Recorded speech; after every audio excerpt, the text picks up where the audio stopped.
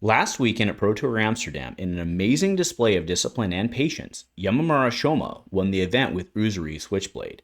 This has been touted the Cinderella story for several reasons.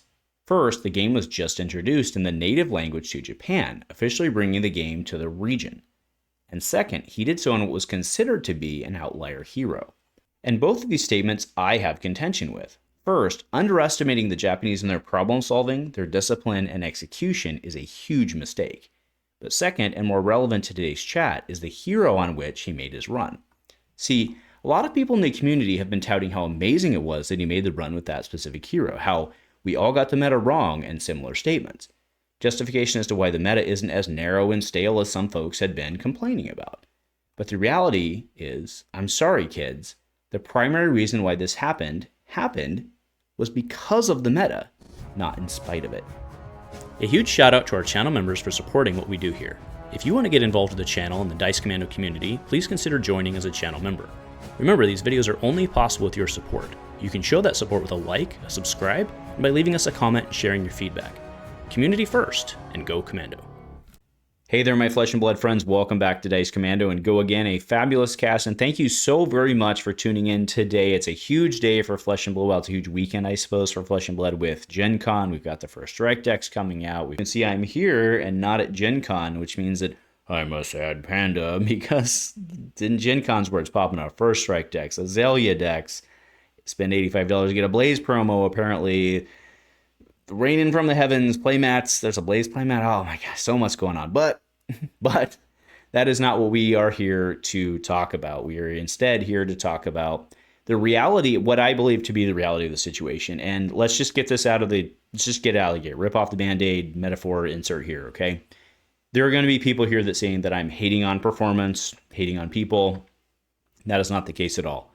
If you don't believe that I don't think that in order to get to a Pro Tour victory, you have to have skill, intelligence, discipline, and all of the other things that are required with that, you're just wrong. And please just hit the dislike button and go away and save us both 5 minutes. Well, I guess it's only you because I already shot it. But either way, right? So I'm in no way hating on Yamamura Shoma, right? I'm not, right? And I'm also hoping that I did the name flip in the correct direction, that they didn't already do it out of respect, but please understand it was meant out of respect, right? So with that said, there has been a lot of discussion this like week on, oh my gosh, see all of the Zen haters, blah, blah, blah, blah, blah, whatever it may be, meta haters, whatever it may be, you were totally wrong because we had the meta wrong. And that's just not true, folks. It's just not true, okay? The moral of today's story, the Aesop's Fable, whatever it may be, is the only reason that last weekend happened is because Yamamura Shoma made an amazing, incredible meta call. This is what we love in gaming. Like, again, I'm not taking anything away because I love this stuff in gaming. It was an absolute amazing run, amazing call. But it only happened because the meta was the way the meta was. And that's what we need to be very, very, very realistic about through this. And I'm going to walk you through it. So first, let's just start off with the deck, right? The Uzuri deck list. Okay, so first off, there were two. We'll get into the meta breakdown in a minute to kind of bring home my point because you all know me. I like spreadsheets, right? So we'll get to that. But there were two Uzuris, right? One of them, of course, won. So, well, what an amazing conversion rate that is. Let's go look at this deck. Where's the AB? Okay, so that in of itself should tell you that there were meta calls made, right? I want to be very clear about something, again, to the haters of me, not of them. I am not saying this was the wrong call. What I am saying is they made a meta call that they were not going to run up against AB, right? So inherently, you're looking at the deck list where you start to see, right, if there had been more AB heroes, if there had been more wizards. There were actually a fair amount of wizards in the meta, to be very clear, or not in the meta, but in the breakdown. Okay, this was a very big meta call, right? Made intelligent based decisions on that, but it only works because of the meta. So to say that this was some amazing thing that nobody had any idea what was going on is completely, utterly, not only is it completely utter false, but it's completely and utterly disrespectful to the call that this individual made in making this happen, right? Because they would not have made it through a different field. Okay, so let's go ahead on over and let's talk real data, right? Let's talk real data about the meta. Okay, so if we look at the day one numbers, okay, across the screen right now, we have, you see a very, I mean, it's very clear. There's a very strong power creep element from the new set on there, right? Part to miss fail, 90, 72, and 32. I mean, first off, 90, 72, and 32, that's a huge difference. But field doesn't matter, right? Because all of the good players could have made the same, not all of the bad players, all of the good players could have made the same bad call together, right? They could have done that based on their own testing. And yes, Yamamura Shoma he shot to the top. No one's arguing with that, right? But if we look, 55% day two conversion for Zen, 58% for new, pretty good. Disruptive, you're playing them, that makes sense. Okay, that's what took Uzuri to the top.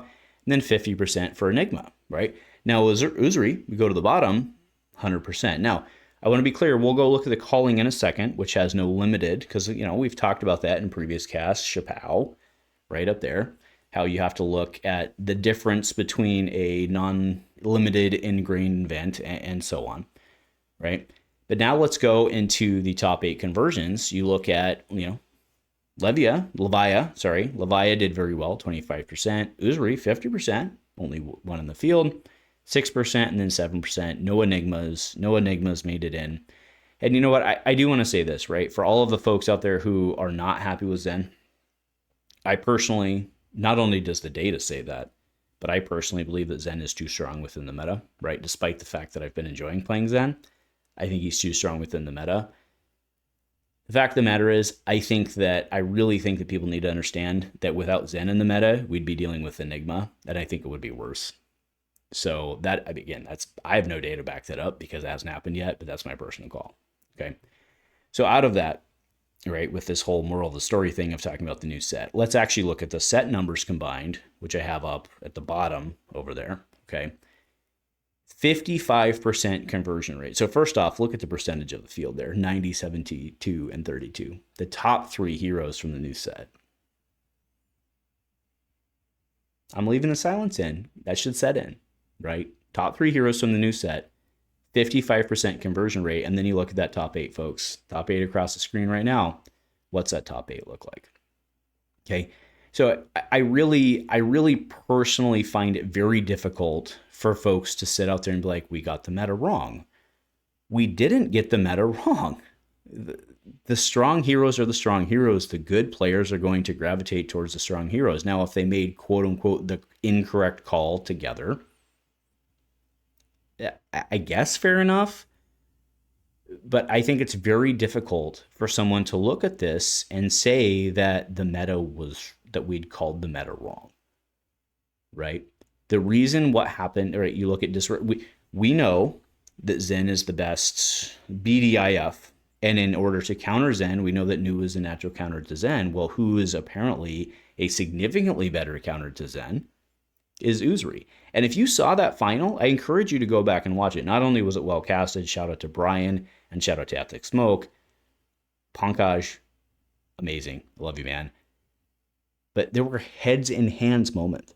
Had just at the final of her pro tour, just completely helpless, utterly helpless. And that's not taking anything away from the skill of that player. If you're taking that away, you're misinterpreting my statement. But just couldn't do anything because the matchup was just so skewed in the other individual's favor, right? And that was, yes, very, very clear. You need skill to make it there. The other Uzuri didn't make it there. You need skill to make there. You need practice. You need to know what you're doing. You need deck building. Play it all. Not taking away from anything. Be very clear here, right? But when you see a final that is so skewed in one direction, that is someone making a meta call, a deck building call. And the only reason you can do that to make a meta call is if it is not a wide field. So the moral of today's story is we do have a narrow field. It is time for folks to acknowledge that Part to Miss Fail was probably a little too strong, or maybe not too strong. I'll take that back. I take that back. Maybe it wasn't too strong, but Part to Miss Fail has been very strong. Part to Miss Fail is changing and steering the meta. And the reason that what happened in Amsterdam happened is because of that meta, not in spite of it. So anyway, let me know your hate below. All the hate helps me with engagement, so bring it on, baby. And go Commando.